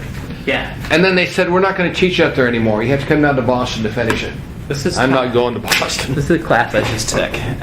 It's taught by developers, and it's so basically these are the homework assignments, but they do it Socratically. Mr. Hart, will this work or not work? And so high-rise apartments. There's one and there's a couple for townhouse developments, but we're doing mixed-use developments. That's as great. Well, so mixed use are where kind we of keeps need. you current. Mixed use are where we need to go here. I know Wilder wants to build a mixed use there on Tudor Road, right past the new Seward Highway. Forget Old Seward Highway area. Yeah. They want to put a mixed use in there because I said what I want to see is business on the lower level, then bring apartment living higher. And that was Widener. Right, yeah. They are doing it, and they're doing it in my former burg of Woodinville, which was... That's right, they did. Right? They used Woodinville as Yeah. an example. And so that was another thing I did when I was on the holidays. First I took the apartment tour just like everybody else. They were doing the first 240 apartments across from City Hall. And then I got on the building hat and went over with the guy. Everybody I hired over there is still there. One of the things these guys want is they want a team, right? They want that team on the other side. And so the inspector is part of the team. Everybody's part of the team. Well, they were telling me about that. You know, it really works. We need to have one here. Yes. And there's just so many things we could do to bring business here that this city's not done. The last mayor said I'm pro-business, but We're not one thinking- time did he do anything to bring business here. So let's put the mayor, you, me in the room because we're talking the same. We are totally It on needs the to be same page. done. You know? And you know, we can use. I don't know if that's going to be the right discussion point, but that's the kind of stuff where can we get on the same page? Well, first we give them the information that says this is a great place to And we're invest. open for business. And we're open for business. Then we give them the information, and we also have to know our stuff on our teams. Well, the thing is, we need to change, too, the process, because right now, for example, the Wilder, they were doing an apartment building in South Addition, and rather than the city come and talk to the community council, The applicant had to come to community council, and they just ripped them apart. It seems to me if we're attracting... Oh, he went to the business- neighborhood council? Yes. The applicant. They ripped him apart. Rather than the city, who wanted to do this, going with them and saying, we want to bring this to community council, the Wilder people We do went, need to they kind of ripped be them on the apart. same page on that, you know. They there's- ripped them apart. Yeah, and that's the kind of the model, and I've been on both sides of that, where you're kind of throwing them to the lions, right? And what's the good of that? Well, And community councils are great organizations, but they're only so they have very part-time. self-interest. Usually they're older people that want to keep things the way they were years ago. Yeah. And everything's subject to change. Yeah. And I looked Yeah. at another tour I took, and I'm going to show the planning team, the building team, this is called 47+7, which is, I think, Widener's going to do this. Collins Warman, DSI Engineering, Selling Construction in the Seattle area come up with a unique building system and panel system. They start with an first you do the land clearing, you do the excavation, and then you build a good foundation. Then you come in, you do the exoskeleton first, like you would normally do, but then everything else is panelized, and it's pretty high quality stuff, and it's really green. And they've done it now in the University District, right next to the freeway. It's called 47+7. You can Google it and say Collins Warman, and they put it up in record time, saving 50% of the time is You money. could ship it thing. up here on a cargo ship. That's what they're thinking, and they're take it and scaling bring it it in up instead to of a the- 43-story building in downtown Seattle now. So it's instant, and they were really cool. They let me bring my kid who wants to be an engineer. Of course, he's only in 6th grade, and the 4th grader along wants to be the architect. So I got the company for me here. My kids are all grown. Hey, Kevin. But we got to walk through the control room. They said the biggest heat bill they've got has been $6. Of course, it is Seattle. They have solar on top. I don't know how any of these systems would do. I said, you got to make this transferable to another How is climate. one solar on Lake Otis doing? I'll find out. You know? Let's find out. Let's get that info. I'd like to know how they're doing. That would be good info to tell these guys too. Yeah, would be. Have a little input. We may not have a lot, but Because it it's solar. depends. As long as you don't have it where snow can get on it, Right. you still got daylight. These Yeah. guys were going through their 6th month on it when we walked in, and they were cleaning it to make sure everything was efficient. And after they were all built it up, on top of the 6-story building. We know we look at Anchorage too. We're down to available land is a real problem in the Bowl area. Yeah. And our growth is going to be River Chugiak. We have no choice. What do you think of? So I'm meeting with a tower developer. Yeah. He would do it. He goes because he's worked with me before, and he does. They own shopping malls and stuff like that. Mm-hmm. He is willing to consider looking at. He's got a retail developer who wants to do something, but he's not opposed to putting higher end retirement in a tower. Yeah. If that would work. Yeah, in the center of the city. I think I might. This may Pfeffer be counter. owns- Yeah, Pfeffer owns the old Inlet Towers. I think it was, whatever the name was. Anyway, he tore that down. And he's asked me numerous times, can you get that declared deteriorated property area? Oh, yeah. And we've done that. In fact, I led the Do the effort to dotted get- line around it, yeah. I've done that with the 4th Avenue Theater. Yeah. I've worked with the people that own that Yeah. to get that declared. And right now, that's at the chief fiscal officer's area because he's got 90 days to evaluate it. And I need to figure out what they're doing because we need a good open for business in Anchorage. Yeah. Otherwise, we die. Right. What and regardless of what happens on the slope. This is a great place. We're And- lucky because we can become self-generating. We've got 80-90% of all the economic decisions are made here. Our port of Anchorage brings 85 to 90% of all the goods into Alaska. Those are big things. They are huge. Yeah. So Friday, there's the last thing. Friday, I'm going to go to it. It's getting freight in and out. And if we are Alaska's port, then how we get that stuff. we need to make moving sure out. we've got access corridors into the port and access corridors to take it quickly out of downtown and take it to the rest of Alaska. Right. And that's the key to it. Okay. So anyway, nice to meet you and Thank talk you, with sir. you. Look forward to working with you. Yeah, your strategic thinker is going to be fun. Well, I've owned the assembly now for 17 years. That's why. Yeah. As they said, you're not supposed to be on that. Thank you. Hey, thank you.